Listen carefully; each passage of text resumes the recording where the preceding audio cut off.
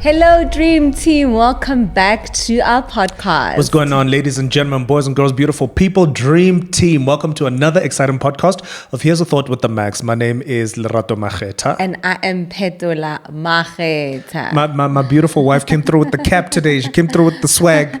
She's just like, yo, I gotta switch it up, guys. Thank you know what God I'm saying? I don't look or smell like my problem. Yeah, guys, you should never look like your problems. You should always look like the goodness of God. You know what I'm saying? Thanks, Guys, my love. if you haven't done so yet, please remember to like, subscribe, comment, share, and turn on that notification bell to know every single time we upload a new installment. Yes. Yeah. Ah, Yeah. So we're going through it a bit. I didn't want to shoot this whole week. Yeah. I didn't want to do this installment.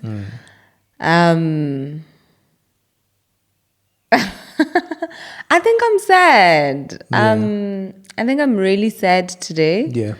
But I think it's really a build up. You know, I think a build up of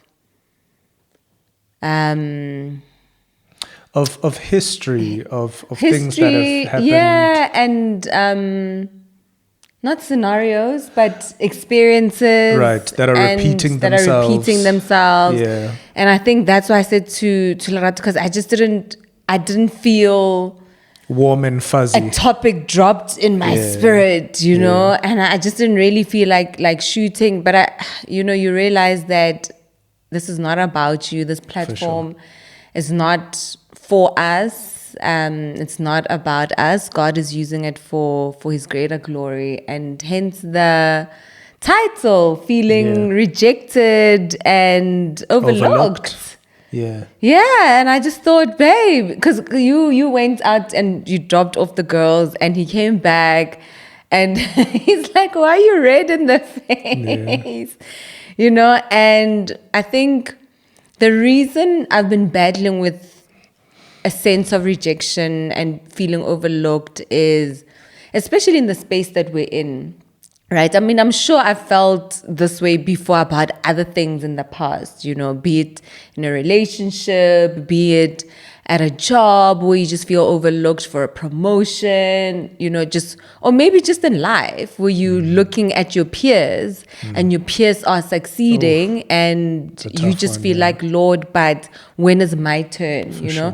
But I think what brought on how I'm feeling right now is in the space that we're in, the career, you know, the career path that we're in as the content creators, if you want to call. Lerato doesn't like to be called a content creator. Podcasters, YouTubers, whatever. You hate that thing. Yeah, I mean, he's just that's like, another story. He's just like, I'm more than that. I'm a businessman. I'm a businessman, you know. I'm an artist. And I'm just like, I don't care what you call me as long as you pay me.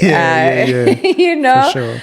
And I feel like there are a lot of things, you guys aren't privy to a lot of things that happen in the background. And I've just been feeling like there have been opportunities that haven't come our way, or accolades that haven't come our way, or just being seen. You know, I know that, and not taking away anything from you as the Dream Team. You guys affirm us enough, you encourage us enough, you are so amazing to us.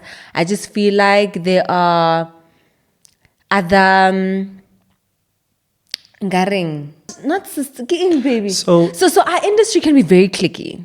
Yeah. Our industry can be very cliquey. Like every industry. And, you know, sometimes you just can feel left out of certain things. So, yeah, you know, and I just feel like we've been putting in the work. We are working really hard. And sometimes you just feel like you're not seen. Yeah, which is a really important thing to acknowledge. That as people, really, we want to be recognized, we want to be seen, we want to kind of, you know, have a hat tipped, you know, to us to say, hey man, you know, you guys keep going, keep doing a great job. And like my wife said, as a Dream Team, you guys have been really, really incredible. We are sitting here naturally trusting God that He's going to open up a whole lot more doors for us, so that we can take the work that we're putting in and we can put it on a bigger platform. And so what you would find is, say we were part of a group of people that were doing a specific thing, and we feel like we knocked it out the park according to our standards, right? Where we really went back and thought about it and planned it, and you know what I mean, put our backs into it and everything, and then by the time we circle back, we're not a part of that group any longer. You know what I mean? I'm just saying that's one example of something that's just happened recently. And you're bound to feel some type of way about it. And wherever you are, you have your own example of where that has happened. It could be within your family, your siblings. It could be at the workplace. It could be in your relationship, your marriage, where you just don't feel, you just want to be seen, you just want to be validated. You just want to know that, look, hey, we see you, and if people could almost have the courtesy as well of saying, we see you, but not now, maybe like another time. Trust me, we are discussing you, but it's just, certain things. But sometimes it's like radio silence. Yeah. It's like radio silence. And you're just like, what gives? And I think sometimes, I don't want to ever come onto this platform and depress you guys and be sad.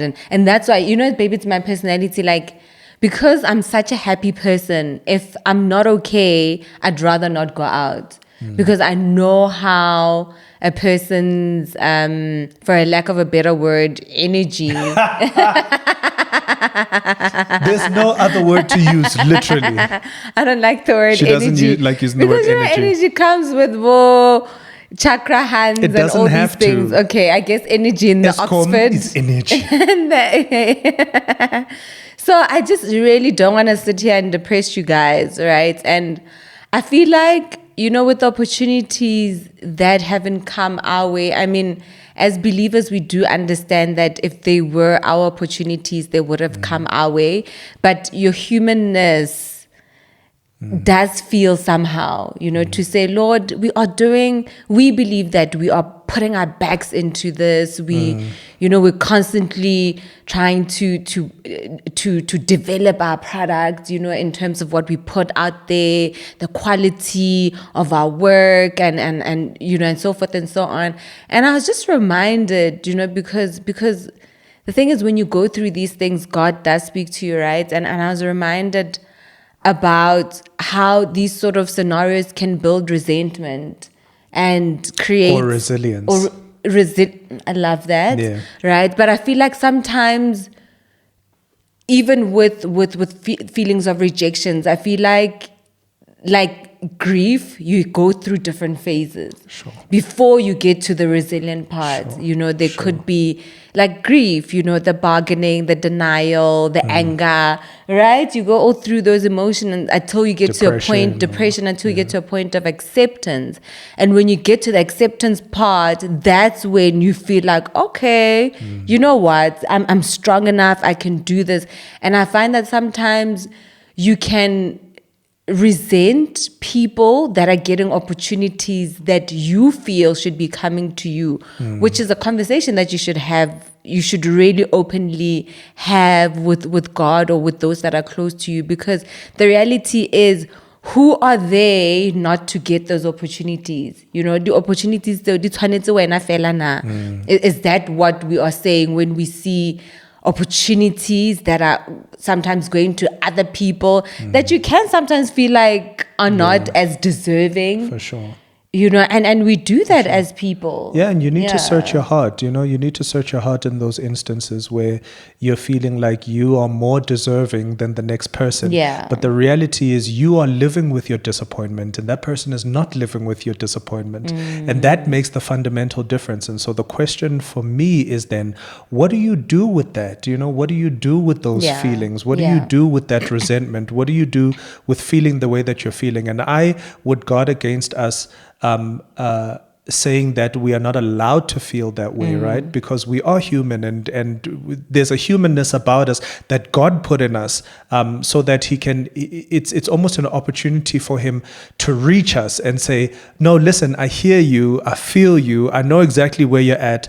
But I'm with you. Yeah. And I'm reminded of, and I only want to bring this in now, because, I must be careful to not just be Mr. Motivational all the time, but I am reminded of almost every great story in the Bible almost has a drop of this, within the story.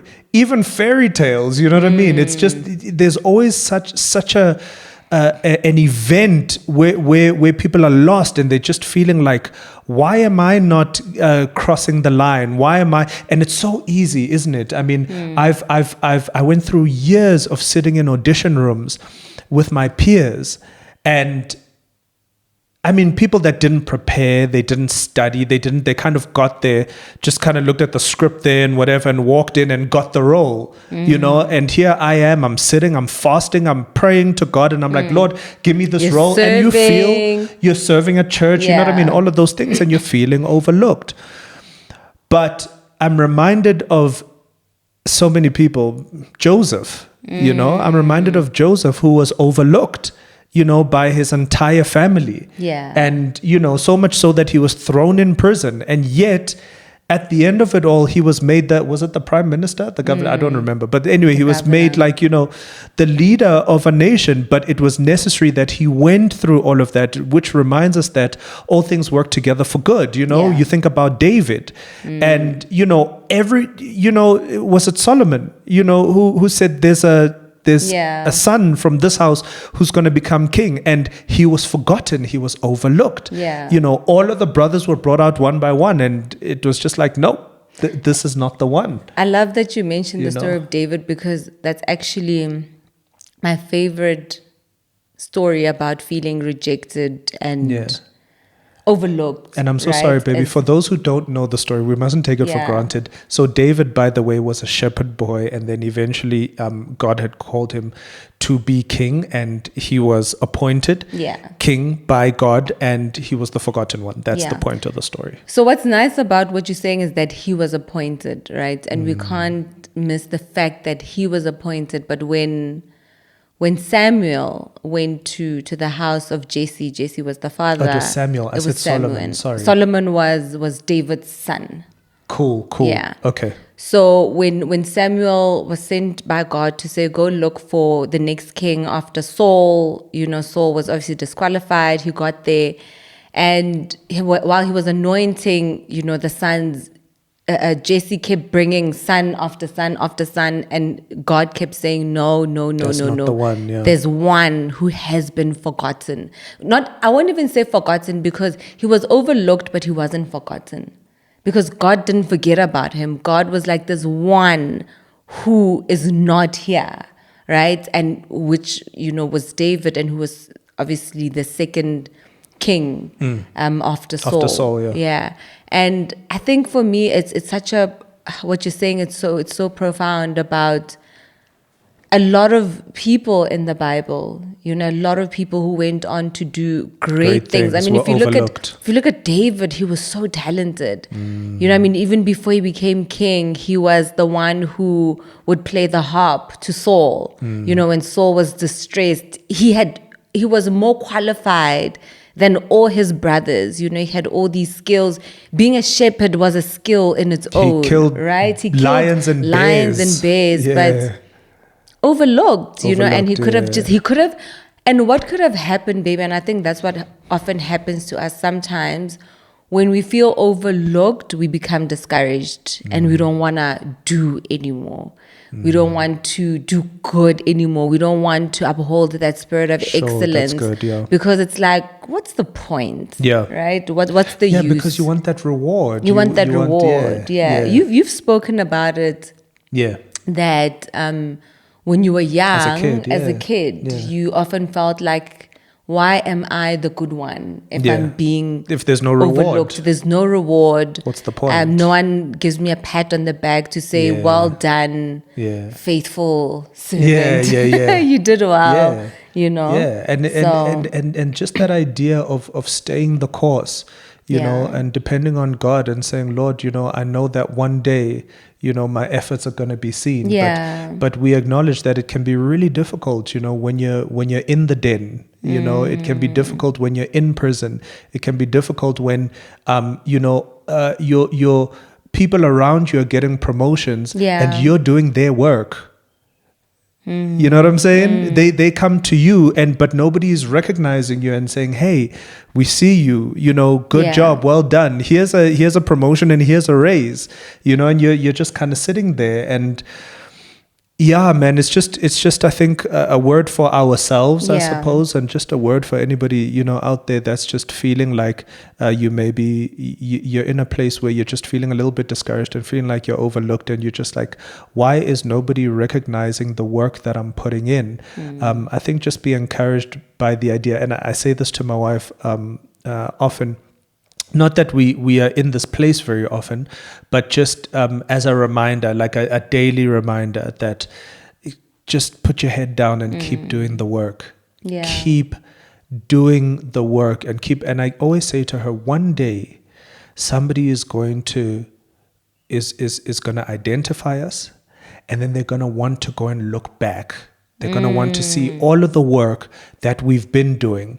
We don't have the luxury of explaining to them that, oh no, during this season we were going through a slump. We were feeling overlooked, so we just put out trashy content. We don't get to do that, right? So we still have a responsibility to show up.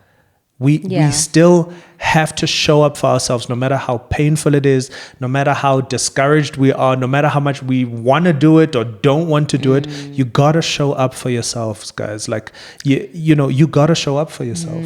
And I think, baby, also, we don't do this often, and I hope we're not depressing you guys, because I would hate to come here and be like, oh, the Meg's so heavy, because I generally, heavy people are heavy, and I'm just like, yo, please, but I feel like, we are family, right? And we are at that point, we've shared so much about our lives and our relationships. So I just felt like this is another area that we shouldn't hide from you. For sure. Right?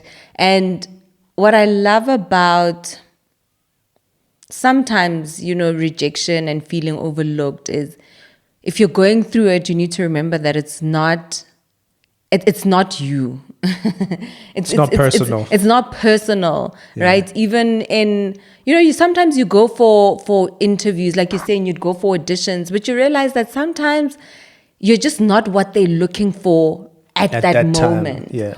Or you're not even supposed to be on that show, or you're not even supposed to be in that company, or you're not even supposed to be with that person, because sometimes we feel rejected. You're not supposed to get that promotion. Because sometimes, right. Because there's going to be a restructure that you never saw coming, and the person that was promoted now is out of a job, and you're still, you never know. Exactly. And sometimes, you are rejected in your own marriage or in your own family, where you feel like, I'm giving my all to this woman or this man, and they're just not seeing it, but then that makes you realize that it's not about you. It's about the deficiency of that person, or how inadequate that person is feeling to receive all of you, all that you are pouring out. It's got nothing to do with you. And even sometimes with companies, sometimes, even in life, people are just not ready for what you have to bring to the table, for your big personality, for your big ideas, for your because they're still stuck in the past, for sure. And there might be someone out there who had feeling of rejections from a parent growing up, where you feel like your father walked out on you or your mother walked out on you, and the reality is it's got nothing to do with you. 100%. And for if anything, I feel like it's in those moments that character is built. I like this idea that God is preparing to take you to a place where your character is going to be able to keep you. And so if you don't exercise patience, for instance, where God is taking you is going to require a supernatural level of patience. Now you have to have been put through the fire where you're just like, Lord, I have been waiting, and God says, keep waiting. And you're like, Lord, and he says, keep waiting. By the time you get to the place that he has already prepared for you, you are a master of patience, because the patience that you're going to require to stay in that place that he's taken you to is a supernatural one. Now, somebody that has not been through what you went through, that tested your patience, is not going to be able to stay there. But you, because you went through the season of being overlooked, you have to remember, guys, it's always for your good. All things work together for the good of those that love the Lord. And Jesus. cry that love. That love. Jesus. Jesus, come on. And baby, another thing, what's nice about when God builds your character, when you get to the top, what will also sustain you is being humble. Because we have a lot of people that feel like they're self-made, right? That's amazing. And when it comes to feeling rejected and feeling overlooked, you can't take the credit. You cannot take the credit, because some things just take so long, where you've got the skills, you've got the education. I mean, there are people that have MBAs and doctorates, and they're still not getting some of those opportunities. But what is amazing is that it humbles you. And when you do finally get it, when it's finally your chance, you know exactly where it comes from. You will not credit it to yourself. You don't get to say, I'm amazing, I'm self-made, And I think that God is intentional about sometimes making us wait for certain things, And I mean, just having this conversation now, I'm so encouraged. I mean, when we started, I was just like... You should have heard the things Moaf was saying in the bedroom. I was just laughing. I was like, wait,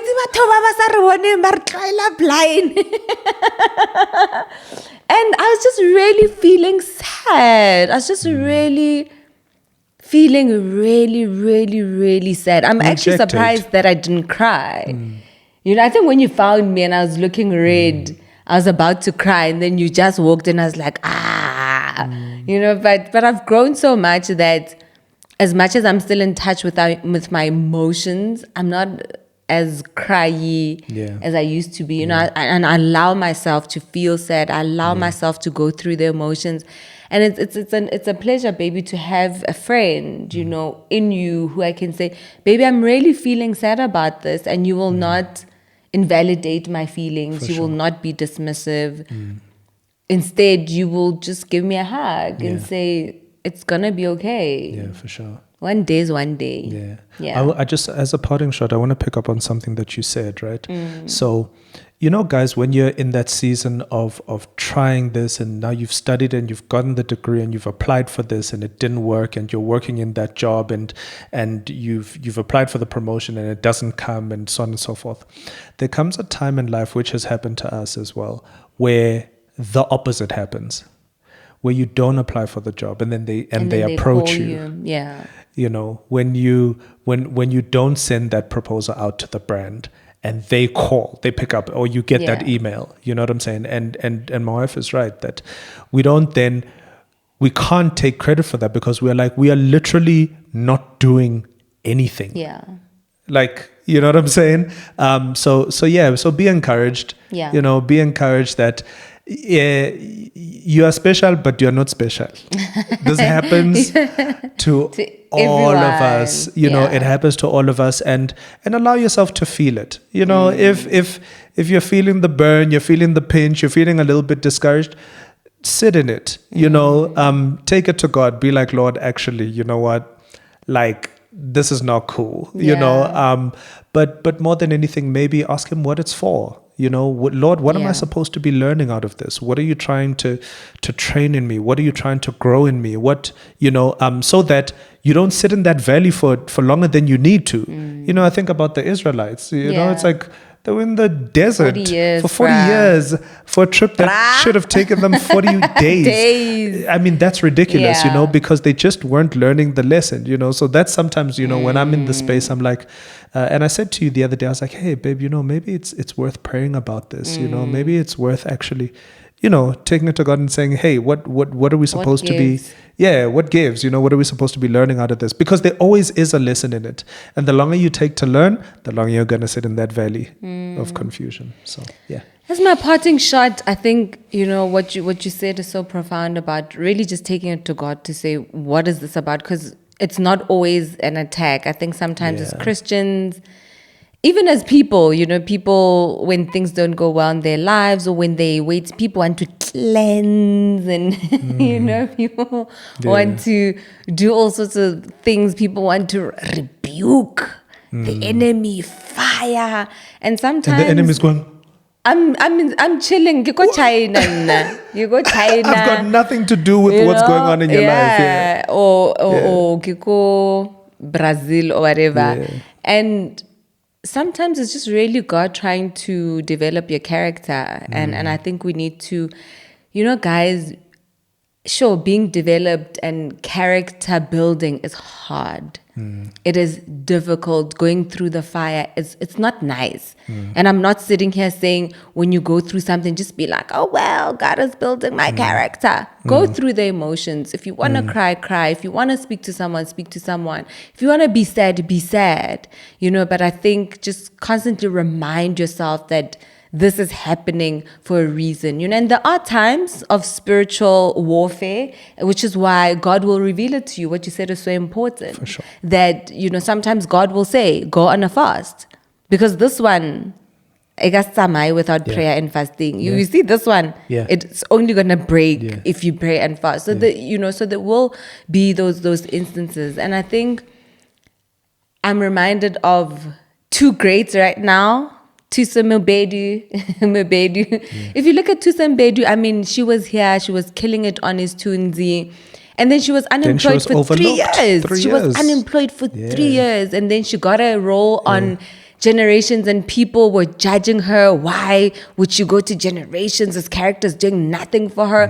I can only imagine how she felt. And now she's in Hollywood doing amazing things, right? Trevor Noah, I mean, he did a documentary where he actually, we were talking about it this morning, where he actually showed clips of people that were saying, this guy's not funny. Who the hell does he think he is? Doing a one-man show. Doing a one-man show. He just got here. Right? Yeah. Look at him now. He is soaring.